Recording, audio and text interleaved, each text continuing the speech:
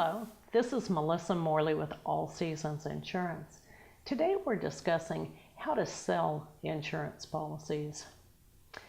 I guess if you're in the insurance industry, this is a question that almost everybody has. How do you sell insurance policies? Let's talk about the different kinds of policies because you really use different strategies depending upon what you're selling. With home and auto and personal umbrella and motorcycle and the property casualty end of things, as an agent, you have a responsibility to make absolutely sure that your customers' assets are covered. If their house burns down, they need to have that house replaced.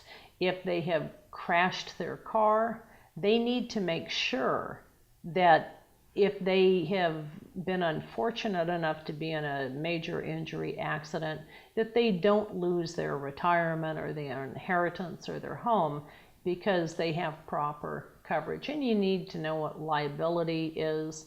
And once you do that, just explain that to your customers. What I have found is that buying insurance is one thing and needing it is another. Most people are at least in the forefront of their mind on property casualty insurance, price driven. That means I need to put this in my budget. How can I afford this? I don't want to get a ticket. I need to have my car covered. All of that comes into play. So you do want to offer a good price, but when they need to use it, it's good for them to have rental insurance coverage so they can get a car, or towing because their car is broke down by the side of the road. So know what you're selling. And when it comes to life products, there's a whole different thing that you're going to find with that, which is people don't like to think that they're going to die. And psychologically, you have to be able to talk about what would happen if you were to die. Where would your family be? How much money do they need to survive?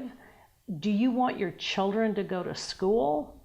What sacrifices do you want to make financially now to make sure that you are prepared for this event? These are two very separate insurances and two different ways to sell them.